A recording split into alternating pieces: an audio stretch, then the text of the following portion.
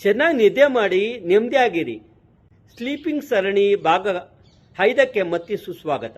ನಿಮಗೆ ರಾತ್ರಿ ಮಲಗಲು ತೊಂದರೆ ಆದಾಗ ನಿಮಗೆ ನಿದ್ದೆ ಮಾಡುವಲ್ಲಿ ಈ ಸಮಸ್ಯೆ ಇದೆ ಎಂದು ಅನಿಸ್ತಿದೆ.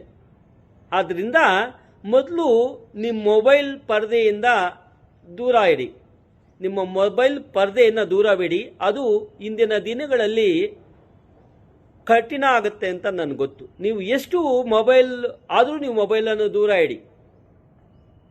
ರಾತ್ರಿ ಟೈಮ್ಗೂ ನಿಮ್ಗೆ ನಿದ್ದೆ ತೊಂದರೆ ಆಗ್ತಿದೆ, ನಿಮಗೆ ನಿದ್ರೆ ಬರ್ತಿಲ್ಲ ಅಂದರೆ ಮೊದಲಾಗಿ ನೀವು 1 ರಿಂದ 2 ಗಂಟೆ ಮೊದಲು ಇದನ್ನು ಮಾಡಬೇಕು.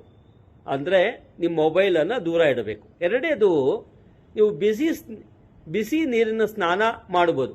ನೀವು ಬಿಸಿ ನೀರಿನ ಸ್ನಾನ ಮಾಡಿದ್ರೆ ಅದು ನಿಮಗೆ ಸ್ವಲ್ಪ ಸ್ಮೂತ್ನಿಂಗು ಕಾಮ್ನೆಸ್ಸನ್ನು ಭಾವನೆಯನ್ನು ಕೊಂಡಿರುತ್ತೆ.